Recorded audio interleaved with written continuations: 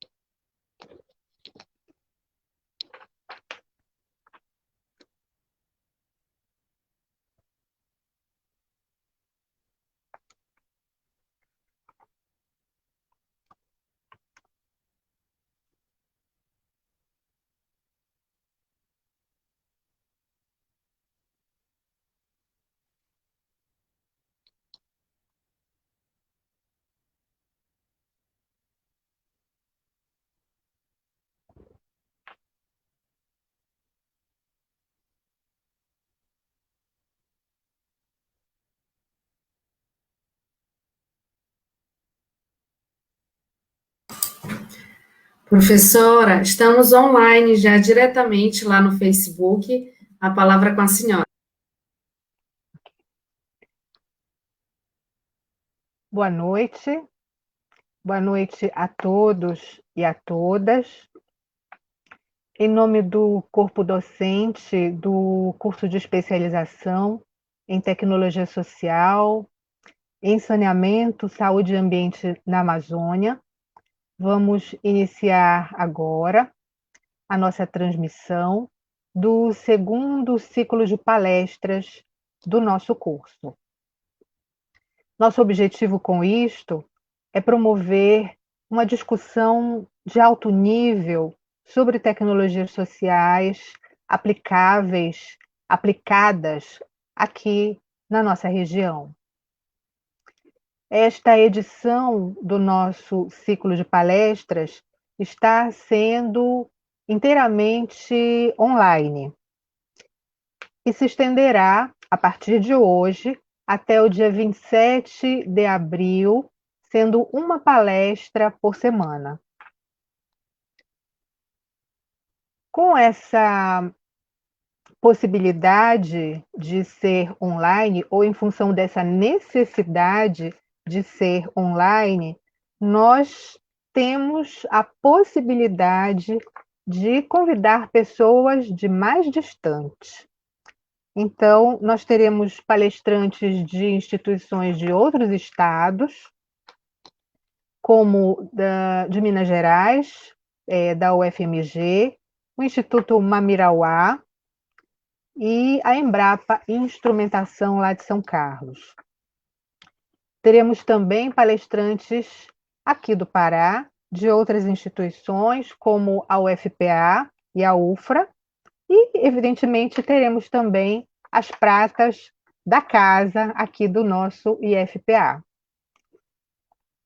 Temos a satisfação de estar sendo acompanhados por internautas de diversos lugares do nosso país, também por autoridades locais a quem convidamos. Tivemos a satisfação de convidar e ter sido aceito o nosso convite, e o nosso objetivo é enriquecer com a presença, com a participação dessas autoridades o nosso trabalho, mas também oportunizar a essas pessoas, a essas autoridades, a conhecer o nosso trabalho, conhecer a nossa proposta de influenciação na política pública, na formulação da política pública correlata ao saneamento.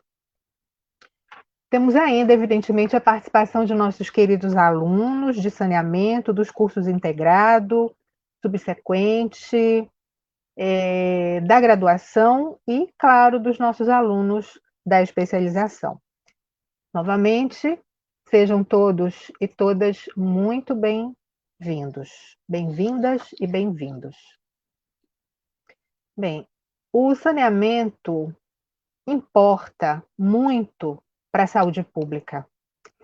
E lembrando aquele conceito clássico de saúde pública é a arte de prevenir doenças, de prolongar a vida e promover saúde.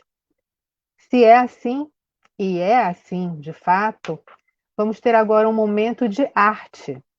Um momento de arte, de poesia, com que nos brinda a nossa professora Jaqueline Silva, a partir da arte do nosso Nilson Chaves, cantor e compositor paraense. Boa noite a todos. Espero que estejam todos bem, na medida do possível. E eu vou tentar aqui transmitir um pouco desse amor que o nosso compositor Nilson Chaves tão bem coloca nas suas músicas. São trechos de algumas músicas dele que fala tão bem da nossa Amazônia. Vamos lá. Sim, eu tenho a cara do saci, o sabor do tucumã. Tenho as asas do curió e namoro o cunhatã. Tenho o cheiro do patchouli e o gosto do taperebá. Eu sou açaí e cobra grande. Põe tapioca, põe farinha d'água, põe açúcar, não põe nada. Ou me bebe como um suco, que eu sou muito mais que um fruto. Sou sabor marajoara. Quando me dei conta, eu cantava a Amazônia. Era um rio de beleza, navegando em minha voz. O céu do Marajó, o canto do curió, Baía do Sol, quando dei por mim, um curumim vibrava aqui. O coração de cantador sorri, assim, aqui. Destino Marajoara. De nada vale tanto esforço do meu canto. Para nosso espanto, tanta mata haja, vão matar. Tal Mata Atlântica e a próxima Amazônica. Arvoredos seculares, impossível replantar. Que triste sina teve o cedro, nosso primo, desde menino que eu nem gosto de falar. Depois de tanto sofrimento, seu destino virou tamborete, mesa, cadeira, balcão de bar.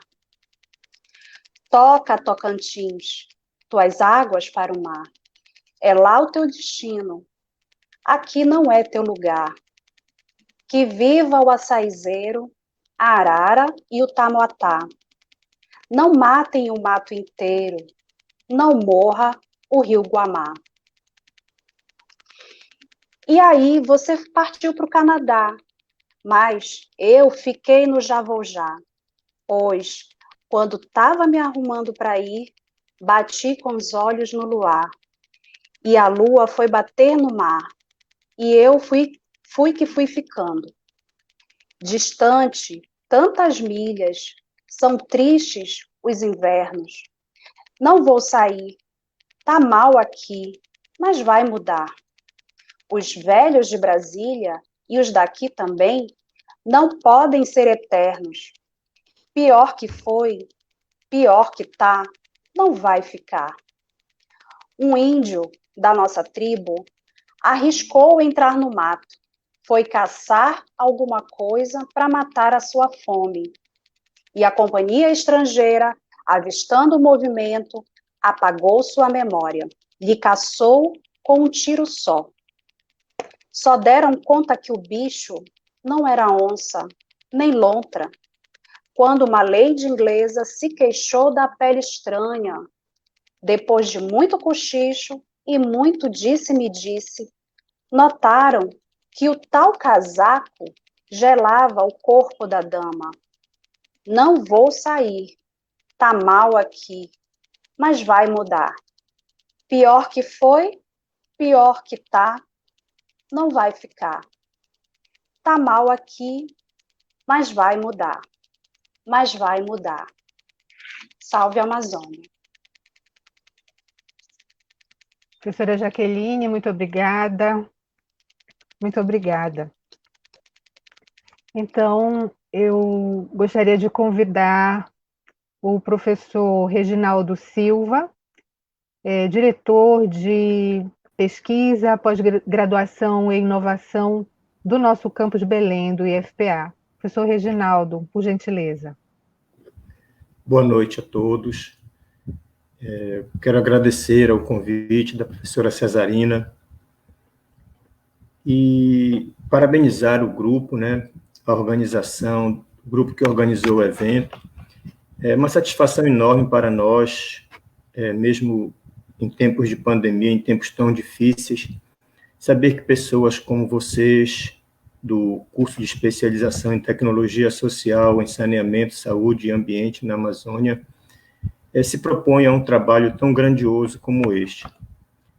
Então, nós, enquanto diretoria, né, enquanto membros da gestão, ficamos muito satisfeitos de saber que pessoas como vocês e outros grupos estão empenhados em divulgar conhecimento, em fazer pesquisa.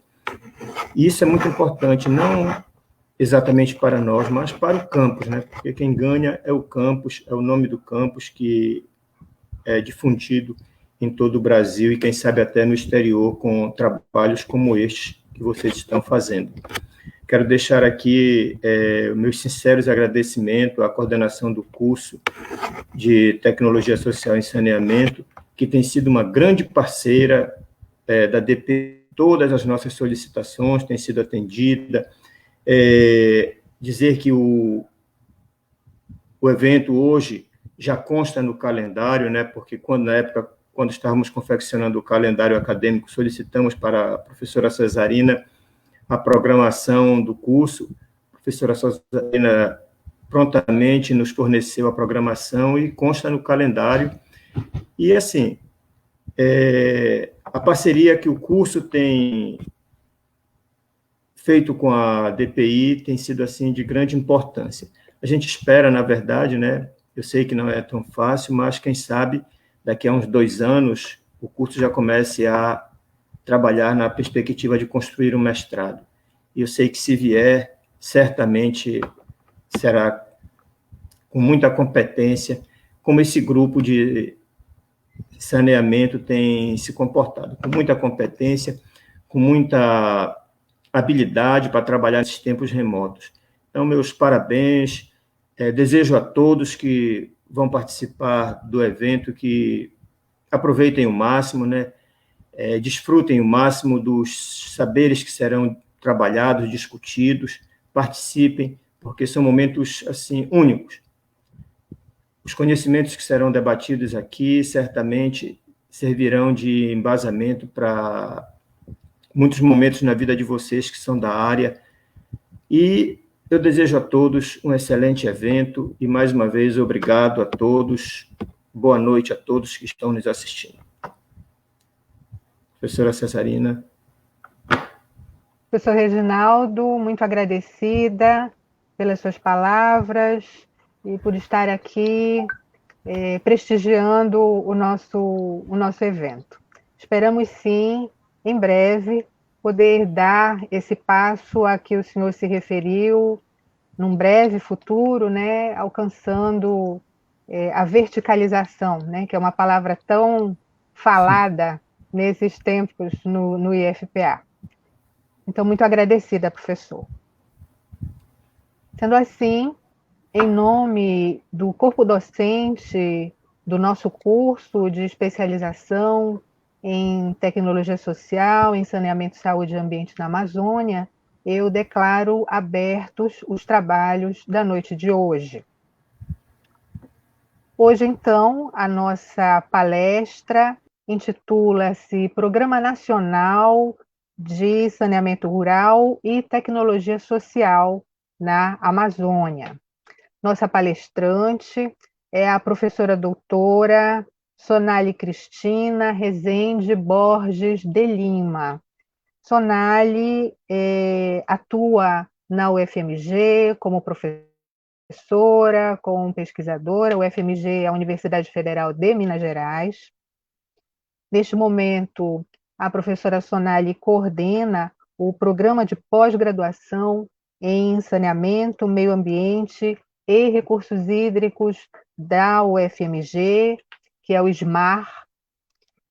E também a professora, recentemente, participou da equipe de construção, de elaboração do Plano Nacional de Saneamento Básico e, mais recentemente, a professora atuou como coordenadora adjunta da construção do Plano Nacional, do Programa Nacional de Saneamento Rural, o PNSR. Daí, nós temos a satisfação de poder convidá-la a estar conosco na abertura do nosso evento, sabedores que somos do imenso cabedal de conhecimentos e experiências que a professora tem a nos transmitir, a contribuir para o nosso aprendizado, né? Então, eu desejo a todos nós, uma boa palestra, um excelente aproveitamento do que vamos ouvir, e convido, então, a professora Sonali, desde já agradecendo por ter aceito o nosso convite. Para nós é uma honra, uma satisfação, uma grande alegria. Então, agradeço pela sua presença entre nós. Se fosse presencial, penso que seria mais difícil, mas como é à distância, então parece que as distâncias se eliminam, são eliminadas, né? Pelo fato de estarmos à distância. Então, professora, por favor, com a palavra. Muito boa noite. Estamos aguardando sua manifestação. Muito obrigada. Boa noite a todos e a todas. Muito grata, Cesarina, pelo convite. Eu fico muito honrada, né, de participar desse evento na sessão de abertura. É uma grande alegria para mim também ter essa oportunidade, né, de debater com vocês aí de Belém do Pará, que é uma cidade que eu tive a oportunidade de conhecer, um povo que eu pude trocar, né, um pouco. E, enfim, as falas aí da professora Jaqueline, na verdade, a generosidade, né, com que ela expôs o poema, me relembrou, né, que quando eu me dei conta, eu cantava a Amazônia, estando aí, né, com as pessoas que têm interesse pelo saneamento rural, que discutem nessa questão que é tão importante. Então, muito grata pela oportunidade, e eu trouxe aqui, né, uma apresentação que eu quero compartilhar com vocês. Por favor, pela minha pouca experiência com este programa, né? Se não estiver aparecendo na minha tela nesse momento, por favor, eu peço que vocês me indiquem. Se tiver tudo ok, né? Ninguém se manifestar, vou em frente. Bom, então, dentro da proposta, né, dessa conversa de hoje, eu vou trazer elementos do Programa Nacional de Saneamento Rural, sempre buscando as especificidades da Amazônia. E essa apresentação, ela envolve o porquê da criação do PNSR, o que ele é, o que ele representa, a quem se aplica, como foi formulado e como será implementado. Começamos com desafios históricos e contemporâneos do saneamento, as desigualdades estruturais que conformam o panorama do saneamento básico. Eu não quero ir muito atrás, né, embora todo esse processo em que nos encontramos, que a gente, né, vê um déficit ainda bastante significativo de saneamento no nosso país, ele é parte de um processo histórico amplo, né, e bastante anterior ao Planasa, né. Meu ponto de partida será o Plano Nacional de Saneamento, da década de 1970, mas esse processo histórico é muito anterior, né. Não quis ir tão longe, porque eu acho que o Planasa, ele diz muito sobre a situação em que vivemos, porque foi uma opção política de se priorizar o abastecimento de água em detrimento de outras ações de saneamento básico, né, com destaque ao esgotamento sanitário, ou seja, duas ações indissociáveis. Elas tiveram aí pesos diferentes no contexto político. E a priorização foi nos centros urbanos, né? Então, o que a gente observa é que há essa defasagem, né, persistente. Aqui nós temos um gráfico que mostra os domicílios atendidos com rede de água e rede de esgoto no Brasil, de 1972 até 2017. E essa diferença de nível aqui de cobertura, ela se mantém até os dias de hoje, né? E claro que lá na década de 70 já existia essa diferença, né? Ela poderia ter sido reduzida se houvesse um pensamento distinto, né, de não diferenciar ações que, né, não devem ser diferenciadas.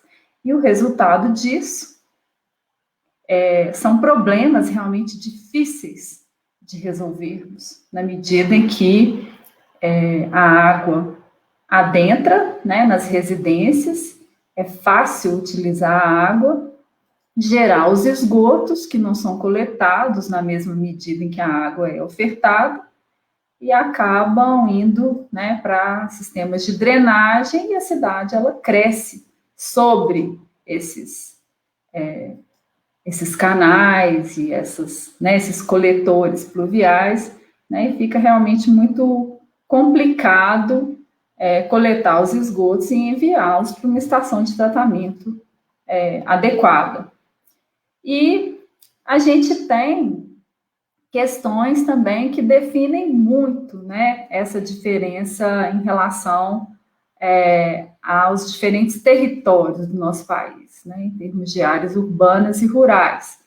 Nós temos momentos que os avanços foram mais significativos, né, principalmente pós-pandemias, né, exatamente porque a perturbação muito grande, o sofrimento e a dor, né, acabam criando essas teias de interdependência, né, que foram aí trazidas por Norbert Elias e apropriadas e discutidas de forma brilhante pelo Gilberto Hocking, que trataram lá da pandemia do início do século XX, né, decisiva para a coletivização do bem-estar.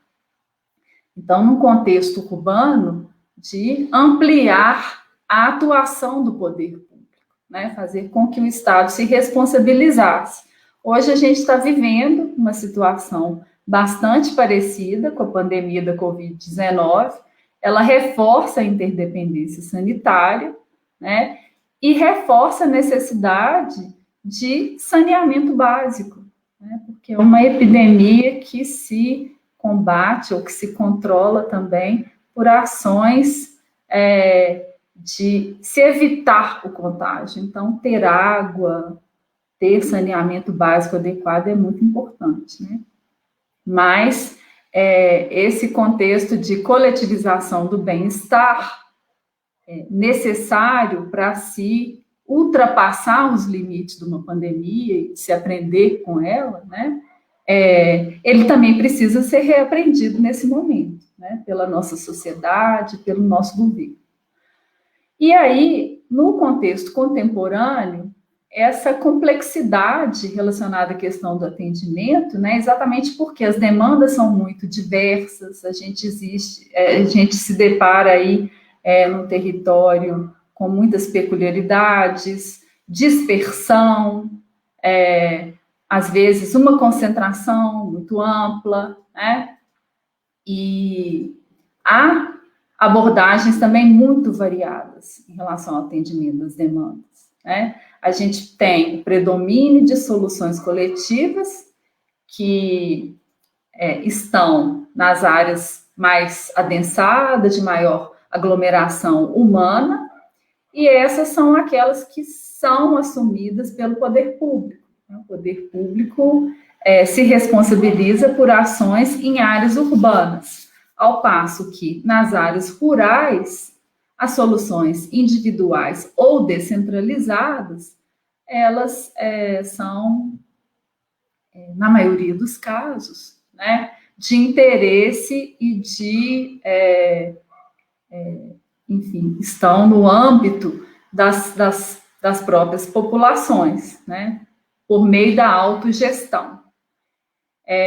Então, é uma questão cultural, né, essa questão de atuação em áreas urbanas, áreas rurais ficam relegadas a um plano secundário e, né, dessa forma, é muito difícil coletivizar ações que vão levar o país, né, à universalização com equidade, com integralidade, né, e enfim, existe sempre uma discussão muito forte em termos dos requisitos técnicos, dos requisitos operacionais e administrativos para consolidação de uma nova cultura de saneamento que integre o território. Então, essa foi uma discussão que permeou a construção do PNSR, muito pautada nessa diversidade do nosso país, né? E contrapondo uma abordagem tradicional, né, aquela que tem uma visão tecnocêntrica, com uma abordagem integrada, que alia a tecnologia e a gestão, exatamente porque somos sabedores, né, vocês que são parte, né, de um curso de especialização em tecnologia social, são sabedores também, né, de que essa abordagem tecnocêntrica, né, ela fica distante, né, da sociedade, muitas vezes não é apropriada e acaba, por vezes, fadada ao fracasso. O Programa Nacional de Saneamento Rural, que foi lançado em 2019 como Programa Saneamento Brasil Rural, pelo governo federal, ele é um programa para os próximos 20 anos, que é coordenado pela FUNASA, ele foi formulado junto ao FMG, pela FUNASA e ao FMG, numa parceria que envolveu também diversos atores ligados ao saneamento rural, atores importantes da sociedade, que participaram ativamente dessa construção.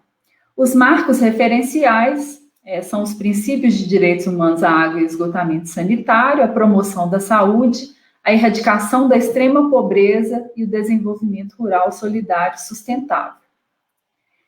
E esse programa ele foi formulado porque a própria lei, né, já recomendava ações voltadas para áreas rurais, a Lei 11.445, e o PLANSAB, o Plano Nacional de Saneamento Básico, recomendado pela lei, ele teve como um de seus programas, do tripé de programas, né, do plano, o saneamento rural. Então, junto com o saneamento estruturante e o saneamento integrado, o programa de saneamento rural foi considerado essencial para o desenvolvimento do saneamento, para o atendimento, a universalização do saneamento no nosso país. Então, ele foi criado segundo os objetivos de rever o quadro de priorização de investimentos em áreas urbanas, né, captando recursos para desenvolvimento da área rural, e sempre na lógica de integração, né, dentro do território, das ações, da inteligência, da gestão. Também reduzir o déficit de cobertura, considerando-se sempre as especificidades locais, ordenar, articular e desfragmentar a atuação do Estado, que é desvinculada, na maioria das vezes, dos municípios, e para buscar a universalização do acesso, com equidade, integralidade, intersetorialidade e participação social. E a formulação do programa, ela se deu num ambiente de muito incentivo à interação e ao diálogo. Então, gestores públicos, federais, estaduais, municipais, especialistas, acadêmicos, movimentos sociais, populações rurais, se uniram aí em torno desse programa, em torno da construção do PNSR. E aí a gente, né, teve a oportunidade de estar nas 5 macro-regiões, né, tivemos a satisfação de sermos recebidos aí em Belém, né, pela professora Vânia Neu, da Universidade Federal Rural da Amazônia, e por muitas outras pessoas aí da região, que se doaram, né, em 2 ou 3 dias de debates, de oficinas, para discutirmos os atores do saneamento na região norte e os desafios, as oportunidades, né, os pontos positivos e negativos relacionados aí ao saneamento e percebidos, né, por esse grupo amplo de pessoas. Então, um processo bastante participativo, dialógico, muito interessante, que trouxe elementos fundantes do PNSR, né, e que aproximam ele da sociedade. Embora ele não tenha deslanchado, ele ainda está aí ativo, né? As pessoas, os grupos ligados ao saneamento se identificam com o programa, porque participaram, foram parte do PNSR. Bom, e para quem que ele foi formulado?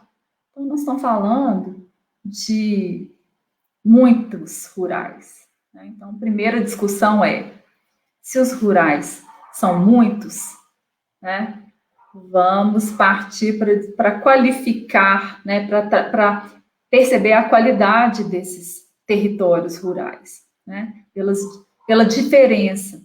E aí, os aspectos socioculturais e ambientais, eles moldaram essa visão, do ponto de vista teórico, conceitual, metodológico, não deixar que a dificuldade de encontrar tanta variedade, né, tornasse o programa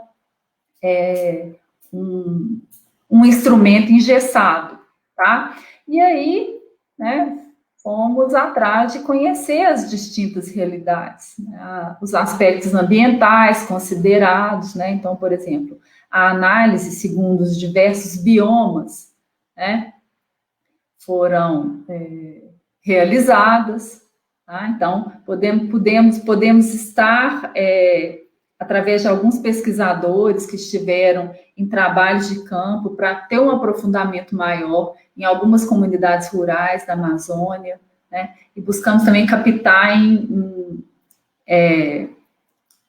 fontes, né, secundárias, em informações secundárias, essa realidade, né? Então, percebemos claramente que é uma região bastante singular, né? Então, o abastecimento de água ainda tem uma predominância de captação em rios, açudes, lagos e igarapés, poços ou nascentes, né?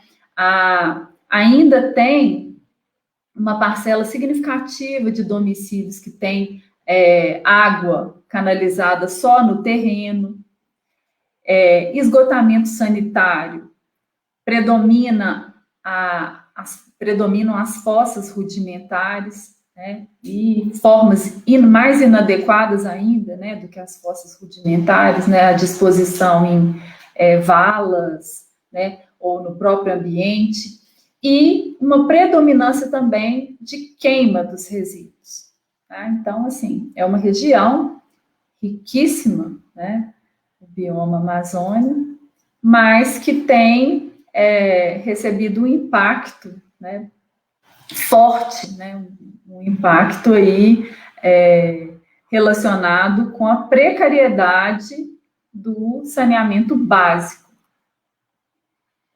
Bom, e também os aspectos socioeconômicos, né, foram investigados. Então, as características dos chefes de domicílio, tá? A gente percebeu claramente que existe, né, uma diferenciação em termos de presença ou não de serviços de saneamento, segundo a alfabetização do chefe de domicílio, a cor da pele, a renda domiciliar, ou seja, mostrando que, né, além da diversidade sociocultural ambiental, né, existe uma desigualdade socioeconômica também bastante significativa.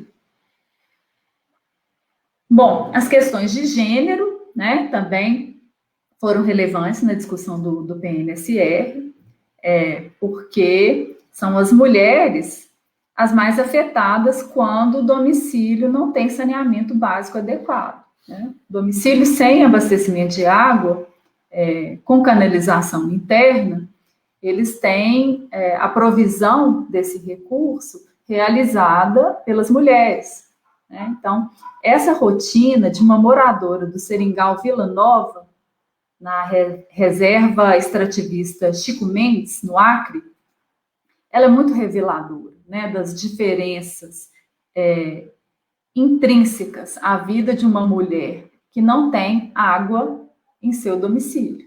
Então, olha a rotina dela: acordar, cuidar da própria higiene, preparar o mingau do bebê e a refeição do casal, lavar a louça, limpar a casa, cozinhar, buscar água na cacimba, cuidar do filho, lavar a louça, lavar as roupas, buscar água na cacimba, dessa vez uma maior quantidade, então junto com o seu companheiro, limpar o quintal, tomar banho no igarapé, jantar e dormir, né? Então, todo o tempo, né, dessa mulher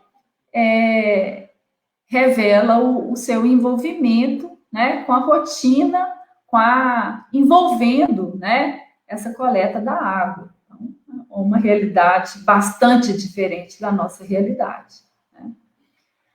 E aspectos demográficos também, né, que ficam bastante patentes a sua importância, né? Então, a gente tem lugares que já são isolados e que se tornam ainda mais isolados devido à precariedade das estradas, né, dificuldade do acesso, as rotas fluviais, às vezes difíceis de trafegar, né? A gente tem, dentro das áreas urbanas, a gente tem determinadas áreas, né, que estão ali ao lado dos centros urbanos, de regiões que têm saneamento básico e são tratadas de forma diferente, né? Então, ficam às margens da cidade formal, né? E é muito difícil, né, para quem vive nesse isolamento, nessa situação aí de marginalização,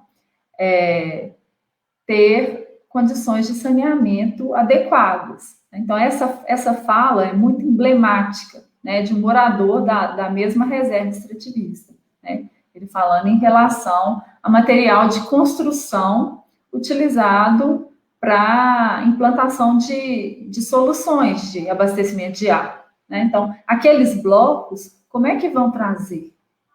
É pesado, né? Por quê? Porque não é só você estaciona o seu barco e você, né, entrega lá a mercadoria. Não é bem assim, né? Quem está lá na Amazônia, quem está aí na Amazônia, sabe que é muito diferente disso e a dificuldade é muito maior, né? E nós temos também uma peculiaridade muito grande nessa região, né, que é a presença dos povos indígenas. Então, são muitas comunidades indígenas, né, distintas, né, culturalmente distintas e com demandas muito específicas, né, e, enfim, né, estão aí dentro da dinâmica da região, tá? Mas tem características tão próprias, tão peculiares, e que as diferenciam tanto, né, da cultura dos não indígenas, tá? Que, no caso, o PNSR recomendou a elaboração de um programa específico de saneamento indígena, que são questões realmente difíceis, complexas, muito complexas, né? E que interferem na cultura desses povos, né? Então, aqui, esses povos indígenas são os Enauê-Nauê. Eles têm ainda pouco contato, né, com o mundo fora da aldeia, e eles têm, né, peculiaridades em relação à sua vida. Eu achei bastante curioso quando soube que eles não ingeriam água, eles se hidratam, né, com uma bebida que eles próprios produzem, a xixa, a partir, né, do sumo da mandioca, né? Então, isso já diz muito sobre essa cultura, né, da diferença da cultura e que tem que ser considerado. E aí, pensando, né, de forma mais propositiva, como é que a gente vai operacionalizar esses distintos rurais, pensar nessas especificidades, né? Então, o PNSR, ele trabalhou com um grupo de acadêmicos, de pesquisadores de diversas áreas. Então, dentro da demografia, houve uma discussão, né, a partir das nossas bases de dados, do censo demográfico, né, que é a mais importante fonte de dados sobre saneamento que nós temos, e a partir da redistribuição de setores censitários. Então, o setor censitário urbano, né, número 1, área urbanizada de cidade ou vila, ele foi estudado, né, e se percebeu que existiam setores que tinham uma densidade bem mais baixa e que, na sua vizinhança, existiam setores censitários de igual característica. Então, a partir daí, o PNSR ele propõe uma reclassificação dos setores censitários e ele chega numa população rural maior do que, então, definida pelo IBGE, né? Chega em quase 40 milhões de habitantes vivendo em áreas rurais, enquanto o IBGE falava em 21, né, milhões.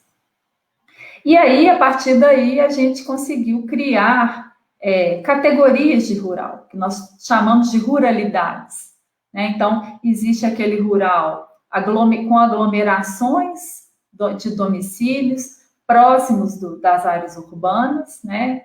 Que são caracterizados por soluções sanitárias influenciadas pelas praticadas nos centros urbanos próximos. Tem os aglomerados mais adensados, mas isolados, distantes do distrito sede, que possuem muitas vezes maiores economias de escala, ações coletivas mais organizadas, gestão também. Existem aqueles modelos menos adensados e isolados, aglomerados menos isolados, menos adensados, onde as práticas individuais coexistem com as coletivas, e aqueles domicílios que ficam dispersos no território, né, sem aglomerações. Então, 4 categorias que revelam que, de fato, né, existe uma diferenciação. Então, aqui, esse gráfico, ele mostra esses setores 1A são setores urbanos, né? Então, o que é essa pizza aqui? A maior parte dela. Azul, né, significa o atendimento por rede ou poço nascente com canalização interna. Tá? Se a gente for para esse outro extremo aqui, o que a gente tem? A gente já tem uma fatia grande aqui de cisterna de água de chuva ou outra forma, tá? Aqui a rede está agregada com água proveniente de poço nascente, né? Mas nesses setores de código 8, que caracteriza uma dispersão de domicílios no território, as redes, elas são muito pouco significativas, né? Então, esse gráfico, ele mostra, né, aqui as 4 categorias rurais, né, que realmente se distinguem, né, das urbanas e se distinguem entre si. E como é que foi pensada a implantação do PNSE? Bom, a partir de um tripé, né, tecnologia, gestão e educação e participação social. Então, as medidas estruturantes, né, que foram cunhadas lá no âmbito do Plan-SAB, né, aquelas que vão dar suporte para ações voltadas para a gestão, né, para a educação e participação social, elas estão aí representadas, bem como as medidas estruturais, né, que estão relacionadas com a técnica, né, a partir de uma tecnologia proposta, tá? E tudo isso pensado dentro de no âmbito da intersetorialidade, né? Porque setores que estão vinculados ao saneamento atuam, por vezes, de forma muito fragmentada. Então, essa necessidade de haver uma maior convergência de esforços, né, para o saneamento, ela requer também reunir esses setores que têm interesse no saneamento, que têm vínculo com o saneamento, né? O próprio setor de saneamento, de saúde, meio ambiente, educação, enfim, né? Existem diversos setores, né, que precisam se voltar para essa construção coletiva. E aí, para definição de opções tecnológicas, né, os requisitos ambientais, demográficos, culturais e socioeconômicos foram levados em conta, né, sendo que esses 2 últimos têm uma associação grande com demandas de educação e participação social, né? Então, a gestão, ela tem que estar presente, né, e instrumentos de educação e participação social, eles também têm que estar presentes, eles têm que ser estimulados, né, para que haja, de fato, um envolvimento por parte da população rural, né, e uma apropriação das técnicas. Então, foram compostas matrizes tecnológicas para as 4 componentes: abastecimento de água, esgotamento sanitário, manejo de resíduos sólidos e manejo de águas pluviais, para soluções coletivas e individuais. Então, essa matriz tecnológica, ela leva em conta uma série de técnicas, né? Então, por exemplo, aqui, tipo de manancial disponível é que vai ser determinante da escolha da técnica. Então, se é manancial superficial, né, pode ser um manancial doce, né, ou com água salobra. Então, aí já tem um fluxo aqui de tratamento específico, né, de cada água bruta, né? Então, a água salobra, por exemplo, ela requer um pré-tratamento, né? Existe aqui uma recomendação de separação em membrana, que é um processo muito eficaz, né, para tratamento, mas enfim, ainda pouco utilizado no nosso país, né, oneroso.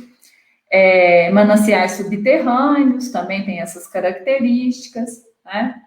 E a mesma coisa para a solução individual, né? A diferença é que aqui também entra a água de chuva, né? Nós temos aí os tipos de mananciais, superficial, subterrâneo, água de chuva, né? E os tipos de tratamento, que obviamente são tratamentos que requerem são tratamentos menos complexos, né? Porque eles vão requerer atuação forte de atores locais, muitas vezes dentro do próprio domicílio, tá? Essa participação é fundamental. Para o esgotamento sanitário, idem, né? A gente tem a matriz tecnológica para soluções coletivas, com e sem disponibilidade hídrica, né? E aí considerando rede convencional ou sistema condominial, tá? E aí, enfim, diferentes soluções, né? Cada uma se adaptando melhor em um contexto específico. Então, como é que essa solução vai ser escolhida, né? A partir da visão do contexto, né? E da demanda, do conhecimento da demanda. Então, não é só o engenheiro ter essa visão, ter essa compreensão, mas é a população também saber interpretar sua própria demanda, buscar essa consciência do que deseja, participar do processo, porque depois ela também vai ser um ator, né? A população tem que atuar para que a solução se estabeleça, se torne perene, se torne sustentável, tá? Então, nós temos matrizes tecnológicas para as 4 componentes, né? Aqui as soluções individuais para esgotamento sanitário. Então, nós temos aí soluções sem disponibilidade hídrica, então relacionadas com lençol profundo ou lençol raso,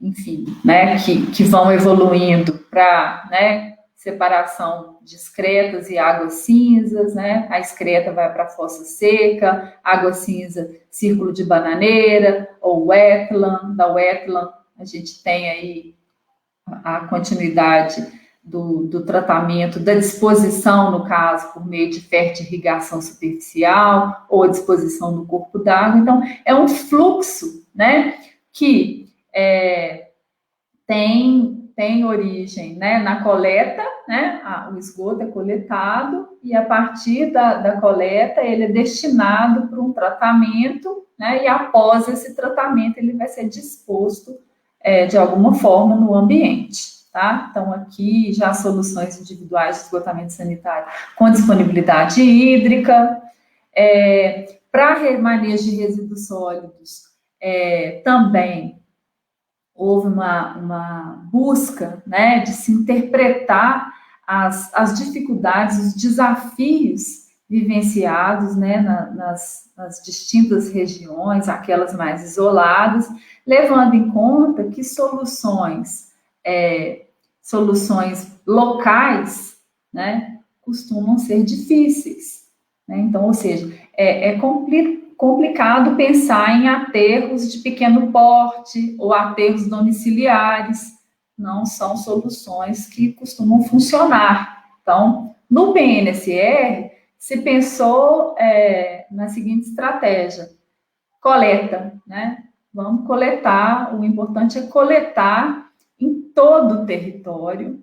Então, tem que se investir nessa via, né? Então, na Amazônia, tem que se investir em balsas, né, para coletar os rios, né, onde não é possível, por via terrestre, coletar esse resíduo e destiná-lo a um aterro, tá? Então, exatamente pensando que é a forma que vai viabilizar a retirada, né, do resíduo doméstico e a sua destinação adequada, né? Evitando o que ocorre em grande medida, que é a queima do resíduo, enfim, a disposição dele, né, no ambiente. Bom, agora, como fazer com que essas soluções técnicas elas se tornem perenes e sustentáveis? Então, aqui um pouco isso, né, da teoria à prática. Então, é preciso integrar. Então, essa visão dos condicionantes, né, ambientais, demográficos, culturais e socioeconômicos, que vai levar à escolha de soluções individuais ou coletivas, né, que podem ser de âmbito, elas começam, né, com o seu desenvolvimento no âmbito domiciliar, né? Por quê? Porque o usuário, ele pode ter um papel mais ativo, ele não tem que ser o responsável, né? O responsável pelo saneamento é o titular local, é o município, né, que tem que prover acesso à população aos serviços de saneamento, mas sabendo das dificuldades, dos desafios enfrentados na área rural, né, o próprio poder público pode estabelecer uma parceria com usuários, com associações comunitárias, envolvendo a população, né, para que aquele que estiver ao alcance, né, das famílias, elas possam realizar bem, por exemplo, acondicionar bem os resíduos, né, no caso de um tratamento domiciliar, né, enfim, as soluções nas áreas rurais, elas, muitas vezes, né, elas têm que ser descentralizadas, domicílio a domicílio, ou, né, pequenas comunidades. Então, tem que haver um envolvimento maior das pessoas, porque senão nada vai mudar, nada vai acontecer. Então, o tratamento, para ele acontecer, ele precisa de uma parceria também, né? O usuário com um operador local ou gestor público local, né, fomentando, instruindo, construindo conhecimento juntos, trocando saberes para que a solução se estabeleça. No âmbito comunitário, local, né, é preciso que se crie figuras que vão atuar especificamente no saneamento, operadores locais, né, que vão prover a manutenção dos sistemas, que vão, em caso de necessidade, buscar o apoio de um gestor técnico que se encontra fora da localidade, né? Então, tem que haver um diálogo, né, com os usuários, com os operadores domiciliares, mas também, né, com gestores públicos, administrativos e técnicos que estão lá no âmbito mais amplo, né, da sede municipal ou do município, né, ou um ente federativo também, o Estado, tá? Então, assim, esse diálogo, essa colaboração, né, muito importante para que, uma vez escolhida, né, e a partir de um processo de construção coletiva com a comunidade, uma vez escolhida a técnica, né, ela seja operada ad infinito, né? Claro que as coisas vão melhorando, né? Tem um ponto de partida que às vezes vai requerer que os usuários, eles tenham que assumir um papel mais destacado, né? Mas com o tempo essas coisas vão se modificando, né? Mas é importante sempre deixar muito claro, né? A autogestão não é algo que vai tornar o saneamento adequado. O poder público sempre tem que prover o apoio, assumir sua responsabilidade em grande medida, né? Para que o saneamento adequado se estabeleça. E educação e participação social é que vão ser os instrumentos, né, para que essa disseminação da cultura sanitária, né, da compreensão dos papéis, da proatividade, ela se estabeleça, porque são atores variados, né? Cada um precisa de aprofundar mais em um saber específico. A gente tem vias de acesso, né, à educação que variam desde as informais, né, que estão no nosso dia a dia, né, que a gente faz corriqueiramente com nossos familiares, nossos vizinhos, e até a formal, né, que também faz parte da nossa vida, que é o ensino, né, a educação formal. E aquela que aí sim depende muito do poder público, depende muito de organizações não governamentais também, enfim, né?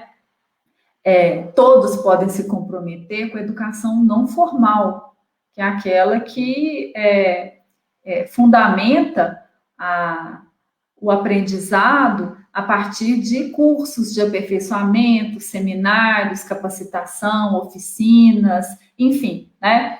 Uma troca de experiências que cria uma mobilização, né, que é fundamental para esses 4 atores: usuário, operador domiciliar, local, gestor público e técnico e administrativo.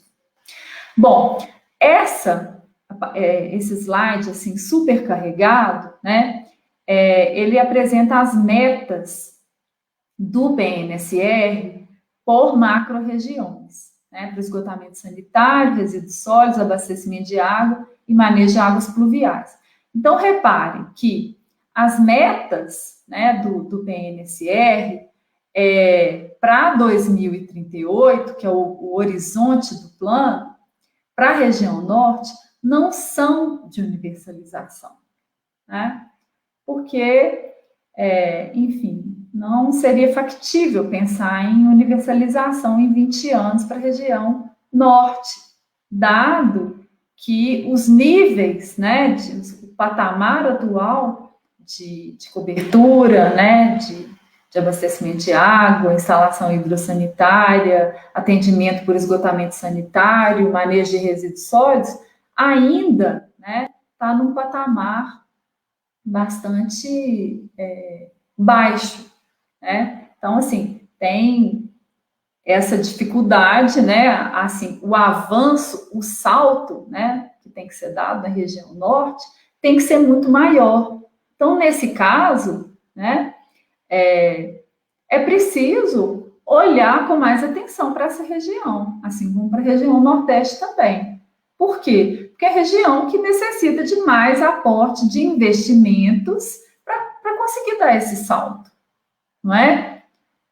Tem outras agendas nas regiões, né, do sul, do sudeste, do centro-oeste, mas assim, norte, nordeste, tá? Tem déficits maiores, então, tá? Tem que ter políticas setoriais, programas, né, que vão atender especificidades dessa região. E como é que foi pensada essa implementação? A partir da gestão do programa, né, vão ser investidos aí, pelo menos há essa previsão, né, não começou a investir nada não, gente, mas dos 219 bilhões de reais em 20 anos para o rural.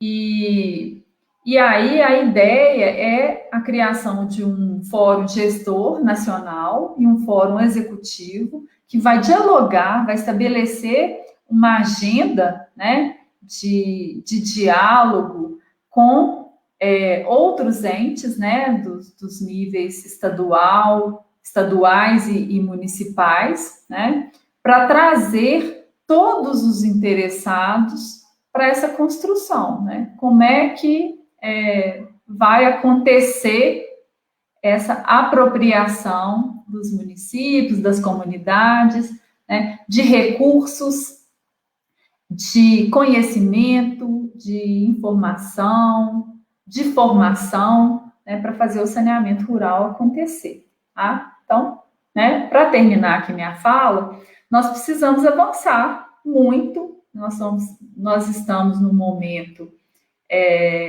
que o saneamento rural, e o saneamento, né, como um todo, ele ganha destaque no contexto de uma pandemia que, enfim, né, está intrinsecamente relacionada com a necessidade, né, de uso de água, de higiene, né? Então, saneamento também tem que ser pensado aí, né, como uma ação muito importante, né? Tem que voltar a ganhar destaque.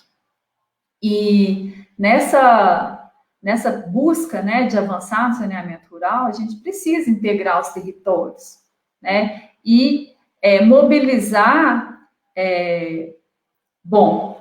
nós, engenheiros, né, e nossos colegas que atuam, né, junto conosco pelo saneamento rural, né, perceber que é necessária a integração da tecnologia com a gestão, com a educação e participação social, né? Então, esse curso de especialização de vocês, né, ele está já num patamar de uma discussão mais elevada, porque, né, já o nome, né, já diz tudo sobre o que se pensa em termos de tecnologia, né? Tecnologia social, né? Então, ou seja, o que interessa é a sociotécnica, né?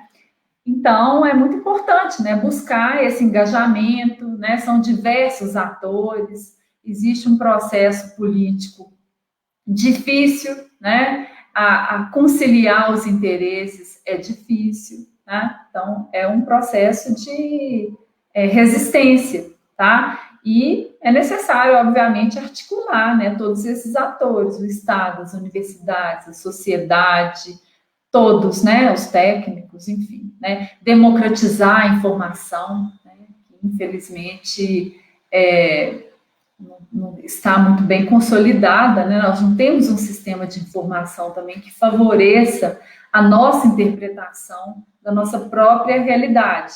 Então, é preciso democratizar esse acesso à informação, criar primeiro os meios, né, de prover a informação e depois a forma de acesso. Enfim, né, são muitos desafios, tá? Mas eu vou parar por aqui. Eu acho que a gente pode continuar discutindo, falando um pouco mais sobre essas questões, tá?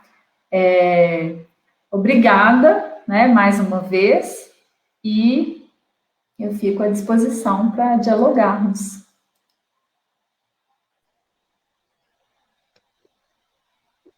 Obrigada, Sonali, pela sua exposição, muito esclarecedora, mas que certamente, e exatamente porque foi esclarecedora, deixou muitas reflexões que eu espero que as pessoas possam se manifestar. Eu não sei como podemos fazer com essas perguntas, porque eu não estou tendo acesso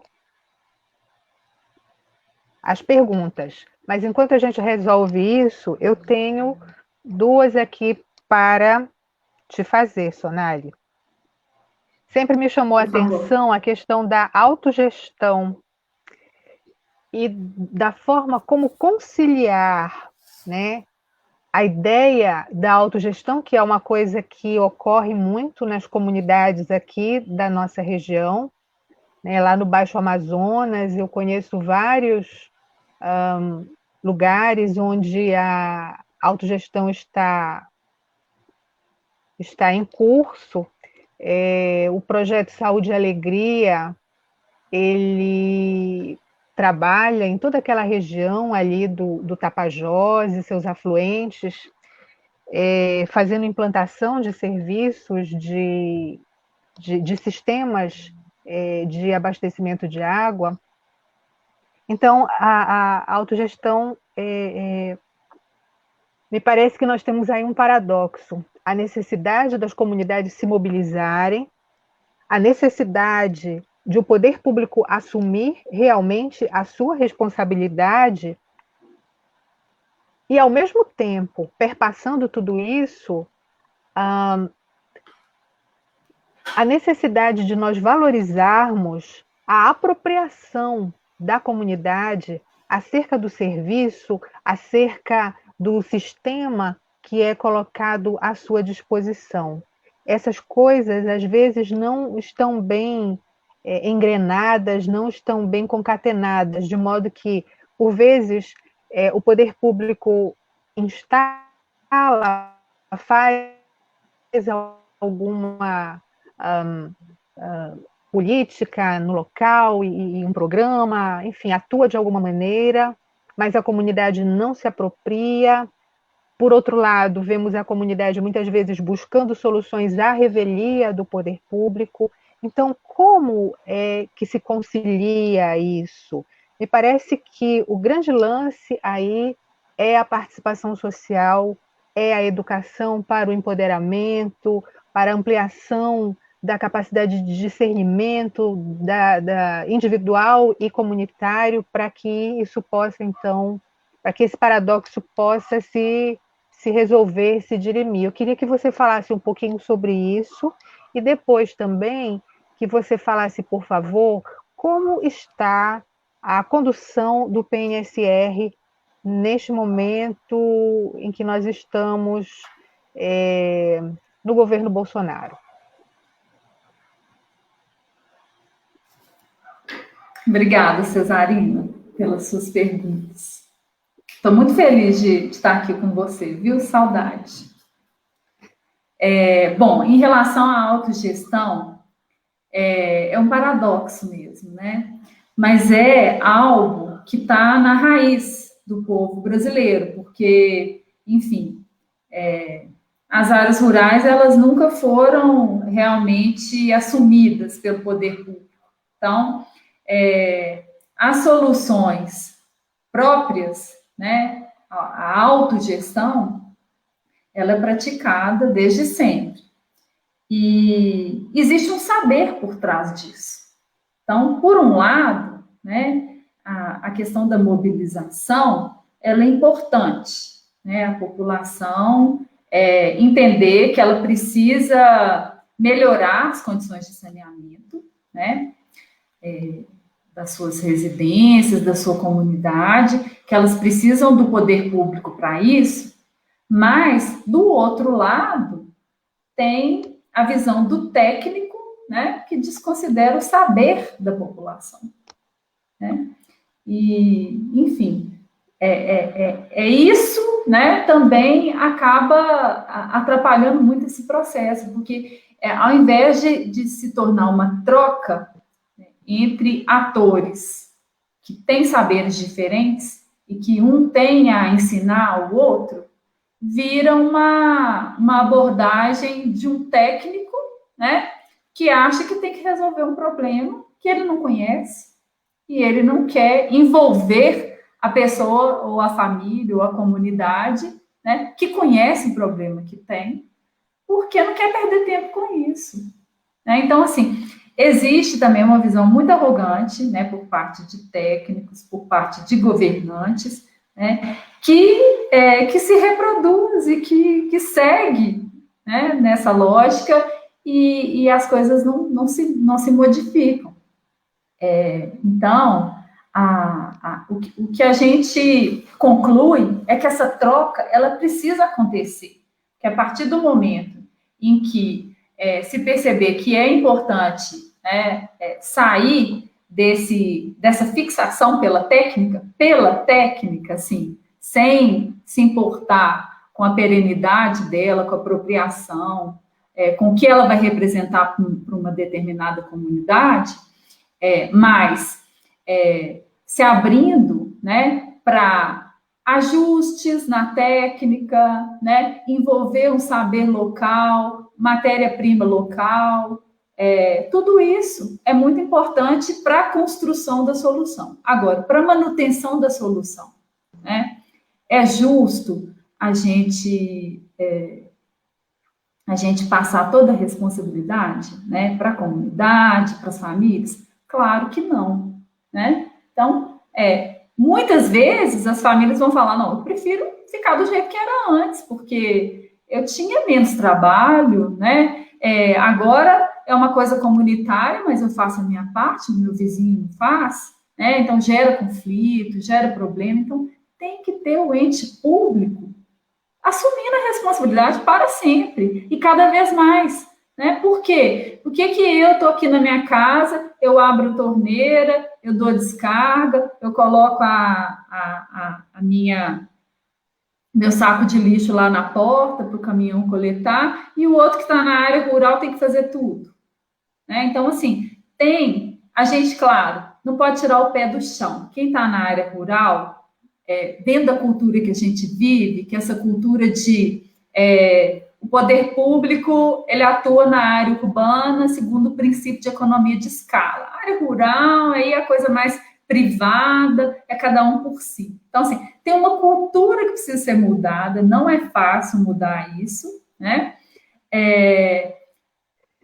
Mas é necessário o poder público enfrentar isso e pensar o seguinte, olha, tem que se criar condições, recursos humanos, financeiros, o rural tem que ser assumido. E junto com o urbano, não é que a gente quer uma política para o rural, tem que ser uma política que integra, né, os territórios, né, para tentar reduzir isso, né, dessa diferença gritante aí em termos de acesso, né, a serviços ou soluções de qualidade, nesses dois, vamos chamar de redutos, né, porque, na verdade, é isso mesmo, né, o urbano é um reduto que tem saneamento, rural, cada um por si. E como que está o PNSR? Então, o PNSR, na verdade, foi lançado como Programa Saneamento Brasil Rural pelo governo federal em 2019. Enfim, claro que a gente entendeu como uma vitória. Nós nunca tivemos um programa de saneamento rural no nosso país. E foi uma construção, assim, que... Nossa, foi emocionante a forma como esse programa foi construído, como que as pessoas se identificam com ele, né? Porque ele diz muito sobre a vida de muita gente. Mas o que ocorre aqui no momento, não se priorizam demandas, o atendimento a demandas da sociedade, né? Principalmente uma demanda rural que já está esquecida há muito tempo, então, né, vamos mexer com isso. Então, assim, realmente...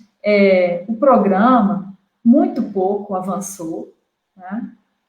A FUNASA, ela é uma instituição que tem uma capilaridade tremenda no território, enfim, mas está desaparelhada, né? E assim, tem muitos funcionários que estão se aposentando, que já está ficando assim, escassa, né, em termos de pessoal. Tá? Então, o que está acontecendo efetivamente, enfim, no Distrito Federal iniciaram um estudo piloto, eu não tenho acompanhado muito bem, né, mas parece, né, que tem, assim, uma dificuldade de seguir mesmo a linha do que o programa propõe, né? Por quê? Porque, gente, a nossa cultura, a nossa cabeça é muito de obra, né? Obra, tecnologia, e aí, de novo, tem muito recurso que é desperdiçado por conta disso, né? Tem aqui em Minas também, está em vias de lançar um programa, um projeto piloto de saneamento rural.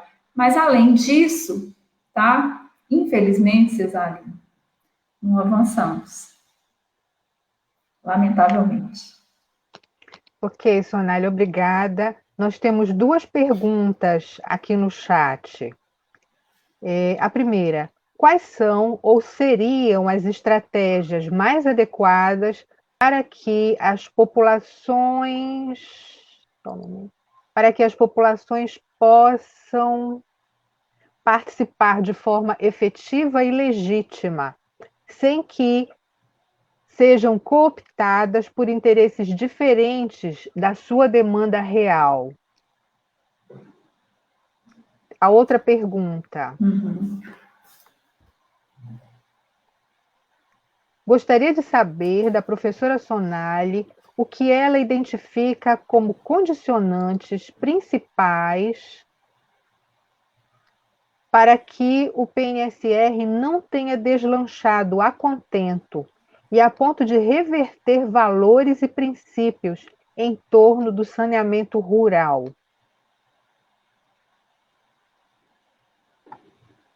Tá. Essa primeira é da professora Jaqueline, né? Isso, exato. Sim. Então, essa discussão, né, da população que não tem acesso à informação e, portanto, quando participa, né, se deixa levar, infelizmente, isso às vezes acontece, né? Não vai muito longe, porque quando o engajamento não é genuíno, né? Isso não segue adiante, não tem força para permanecer, né? Então, assim, não é bem uma cooptação que eu estou falando de algo que muitas vezes, né, a gente se depara com programas, né, que já vêm prontos, né? E aí tem aquela coisa numérica, quantos atendidos, né, estão sendo gastos tantos milhões de reais e tantas pessoas já foram beneficiadas, já foram atendidas. Isso é muito comum em áreas rurais, a gente tem uma fragmentação, uma dispersão enorme. Então, essa coisa de fazer números, né, para poder justificar programas, infelizmente, né, isso acontece. Agora, como mudar isso? Se os programas, eles existem, eles estão dentro de instituições que já pensaram no formato de destinar recursos, né, específicos para essas áreas que têm déficit. Por que não, então, dentro dessa discussão aí dos fóruns, né, que a própria Funasa vai puxar, eu acredito que vai conseguir puxar, não mudar esse status quo, né, olha, o recurso ele não tem que ser gasto integralmente na obra, para dizer, estamos beneficiando tantas mil pessoas. Gasta-se menos com obra, beneficia-se menos pessoas, mas de uma forma consistente, que resulte em ações que vão ser sustentáveis no tempo. Então, assim, é muito difícil até dizer isso, que as pessoas estão sendo cooptadas, porque, na verdade, né, elas estão ali, elas estão recebendo alguma coisa, né? O que elas vão fazer? É muito complicado isso. E esse processo de mobilização, ele é muito difícil, né? É difícil para todo mundo, é difícil para mim. Eu, né, vou dizer, eu sou uma pessoa que participo ativamente da sociedade, né, em busca dos meus interesses, de melhorar a minha vida, a vida da minha comunidade, mais ou menos, porque isso toma tempo, né, energia, tá? Então, assim, tem que mudar uma concepção, né, política mesmo, né, uma mudança radical. Claro que educação é tudo, né, Cesarina? Né, Jaqueline? Vocês que são educadores, vocês sabem disso. É o verdadeiro milagre, né? O que acontece, a mágica é através daí, né? Você simplesmente abre e as pessoas começam a pensar, né? E a interpretar e a refletir. Em relação a esses condicionantes, é o empoderamento, perfeitamente. O PNSR, né? O que... Bom, eu acho que eu falei isso um pouco, né? Antes, em relação à pergunta que a própria Cesarina apresentou, né? O que levou o PNSR a não deslanchar, né? Bom, a gente está num momento de redução de gastos públicos, né? Visível. Nós estamos num momento difícil, num contexto econômico difícil, né? Um contexto social difícil, num contexto político super adverso, né? Enfim, é difícil até começar a falar sobre esse contexto político, porque, assim, coisas que são muito mais urgentes, né? Nós estamos falando de sobrevivência, tá? Não são planejadas, né? São preteridas. Então, assim, nós estamos falando num contexto de realmente terra arrasada, né? De muita dificuldade. Se não se planeja, não vai ter meios da gente ultrapassar essa barreira aí da adversidade em termos de saneamento, né? Então, o retrato da saúde do nosso país, ele mostra claramente isso, né? Que há uma desorganização muito grande por falta de planejamento. Agora, é por falta só de planejamento? Não, é por falta de vontade política, claramente. Então, né, o que fazer diante disso? Não desistir, né? A gente tem que seguir adiante, enfim, eu agora eu tento abolir a expressão lutar com as armas que tem, porque tudo que remete a armas, a mortes e tal, acho que a gente tem que evitar, mas no fundo, isso diz muito, né? Nesse momento, o que a gente pode fazer? A gente tem que estar ativa nessa discussão, nesse diálogo, e mostrando o seguinte, nós já aprendemos muito. Então, o que a gente conseguiu, né, a gente não precisa guardar, a gente pode multiplicar a partir do diálogo. A educação é meio que isso aí, né, esse caminho. E vai chegar um momento mais favorável. Eu acredito, né? Eu achei tão bonita a fala, depois eu vou procurar aquele poema, né? Tá mal aqui, tá mal, mas vai mudar. Eu acredito que vai mudar, porque tudo muda, né? Não sei se vai mudar, eu vou estar aqui ainda, né? Na universidade, nessa labuta, mas eu acredito que vai mudar. E, enfim, se a gente não acreditar, né? Fica difícil continuar. Então, continuando aqui, Sonali, professora Patrícia, você respondeu a pergunta da professora Jaqueline, da professora Ingrid Mendes e agora da professora Patrícia Paranhos. Acredito que a população precisa se apropriar. Ela colocou aqui PMSB, que é o Plano Municipal de Saneamento Básico. Creio que ela se refere ao nosso de Belém. Claro que é preciso levar o mesmo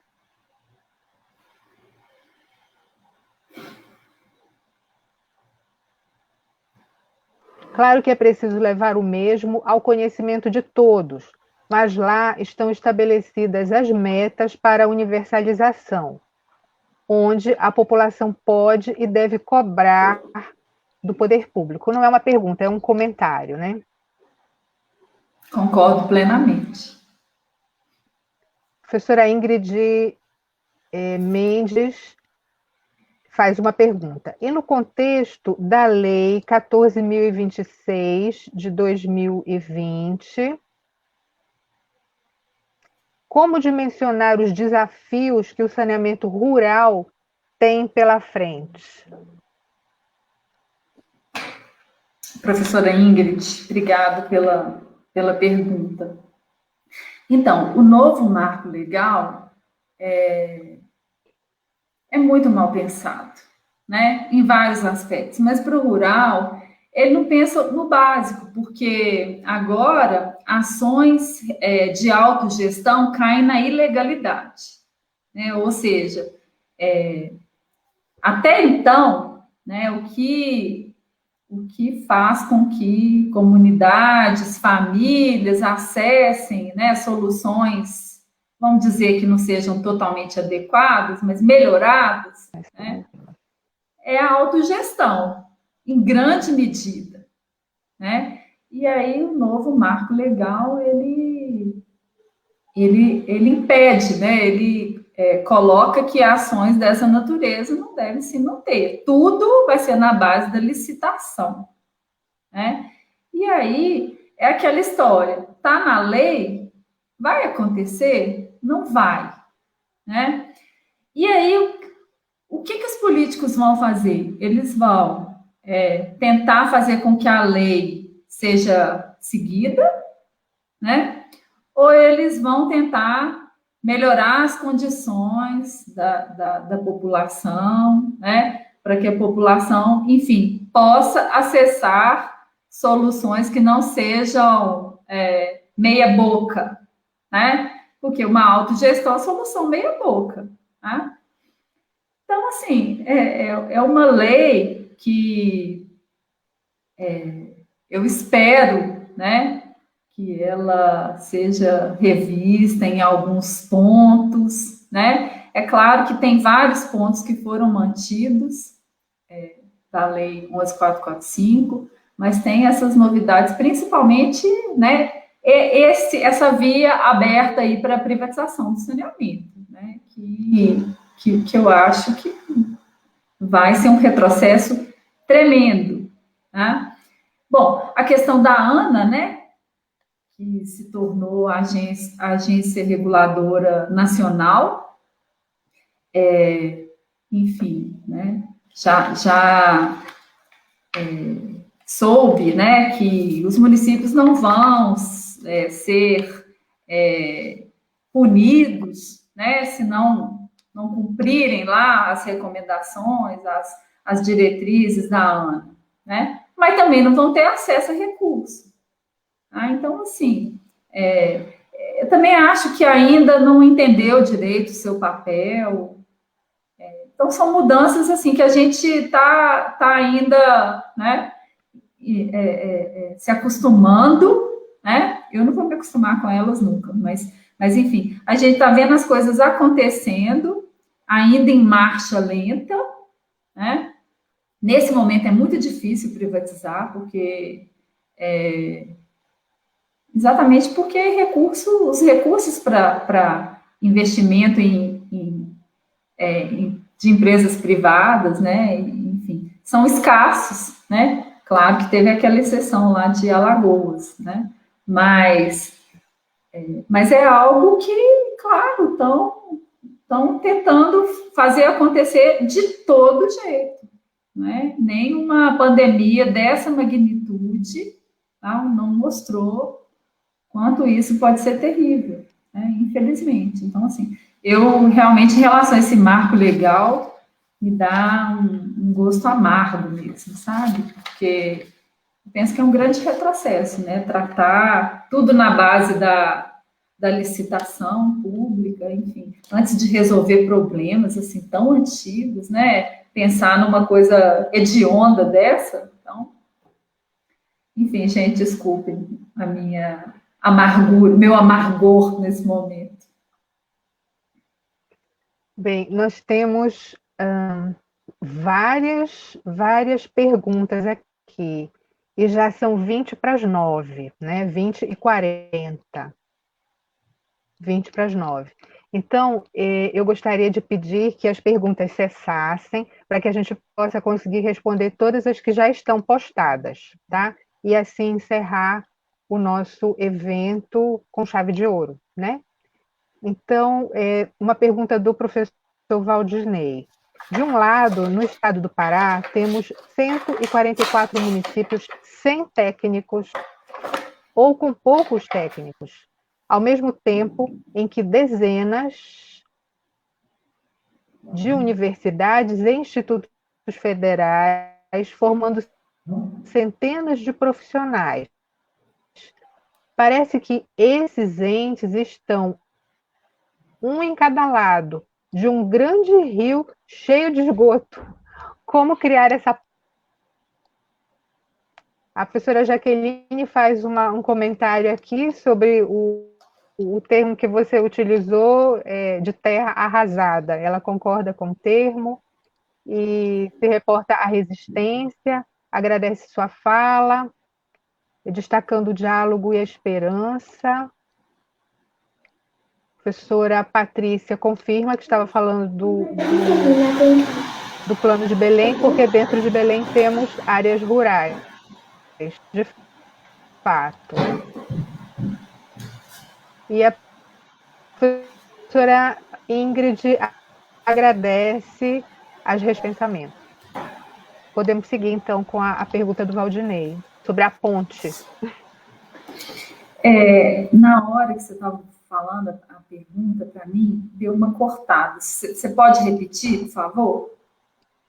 Posso sim.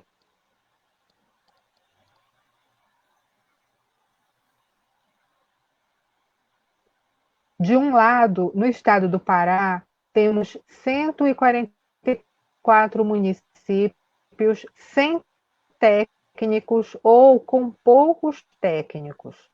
Ao mesmo tempo em que temos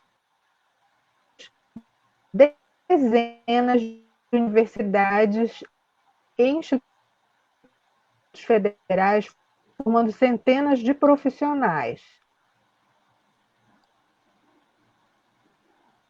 um em cada lado, né? Como se parece que esses entes estão um em cada lado de um grande rio cheio de esgoto. Como fazer a ponte? Como criar essa Entendi. fazer essa análise? Eu acho que, enfim, eu noto isso também, né? Uma enquete que eu sempre realizo aqui com os estudantes, né? Eu sou professora da engenharia civil e ambiental. Eu sempre questiono a eles, né? Se tem trabalho na área rural, tem postos de trabalho nas áreas rurais, nas regiões que precisam de maior atuação, região norte, nordeste, né? Quem é que iria? E a maioria fala que não, né? Ah, Belo Horizonte já é pequeno para mim.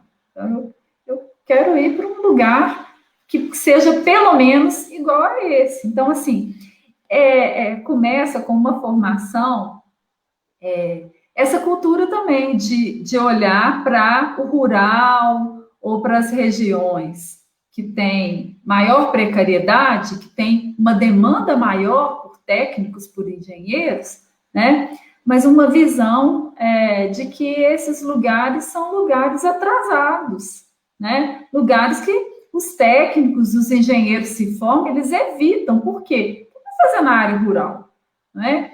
E aí era um aspecto que, assim, estou dando um depoimento de algo que eu sempre tentava trabalhar em sala de aula.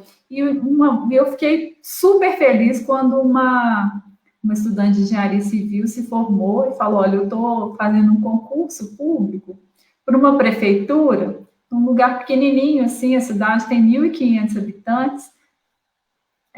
Eu estou fazendo um concurso lá porque é isso que eu quero para mim. Eu vi que esse lugar tem carência de técnicos, né, de engenheiros. Imagina, eu acho que eu posso contribuir muito para esse lugar.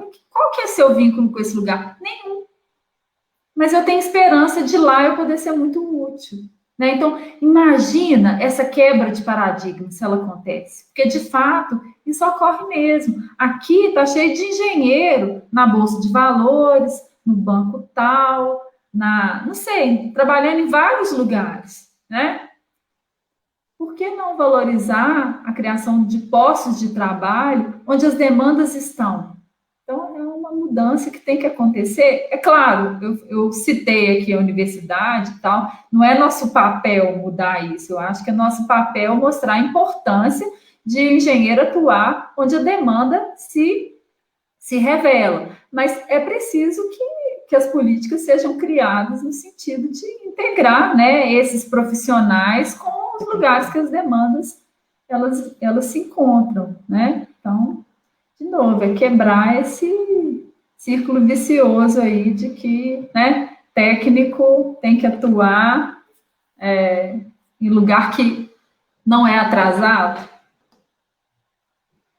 Enfim, é um bom debate esse, né, para nós da educação também. O interior do Pará eu quero agradecer sofre muito.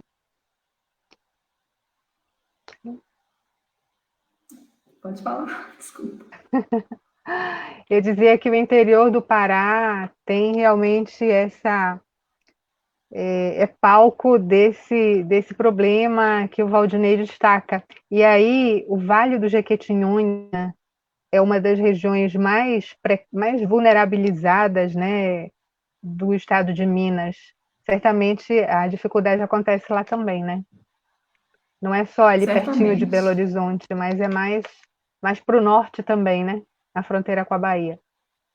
Sim, sem dúvida, sem dúvida. Lugar que, né, tem muitas carências e tem necessidade mesmo, né, de atuação forte do poder público, dos técnicos, enfim. Eu me lembro que há um tempo atrás, já tem bastante tempo, tinham postos de trabalho no Piauí, na Agespisa, né? E aí eu falei, nossa, que beleza, gente, vamos divulgar e tal, o pessoal está formando agora. Então, assim, eu notava isso, sabe? Eu notava, gente, mas como assim, né? Nós estamos falando da capital do Piauí, um lugar que tem demanda para vocês atuarem, né? Ah, Belo Horizonte, prefiro ficar aqui, ou enfim, ficar aqui no Sudeste, sabe? Então, assim, tem que mudar, gente. É uma mudança profunda, né, que a gente precisa enfrentar, né? Mas, assim, além dessa discussão, quero agradecer, né, a Jaqueline, a Patrícia e a Ingrid, né, pelas palavras.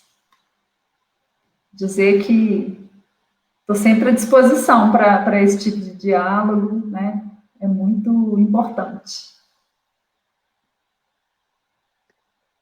Ok, então, Sonali e a todos os que nos veem, nós vamos encerrar por aqui essa nossa primeira sessão, essa nossa primeira palestra do nosso evento.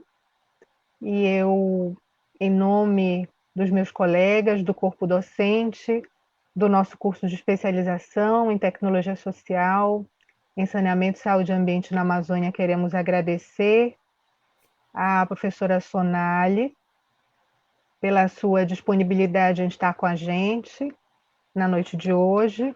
Ficamos imensamente agradecidos e o convite já está feito para outras oportunidades que certamente não faltarão. Então, eu desejo uma boa noite a você, Sonali, uma boa noite a todos os que nos prestigiaram, e lembrando que teremos uma palestra na próxima semana, será no dia 22, ela será divulgada nas nossas mídias. Então, muito obrigada a todos que participaram, que estiveram conosco, muito gratos. Peço que divulguem, né, esse evento para que tenhamos a possibilidade de abranger um público maior. Muito obrigada, novamente uma boa noite.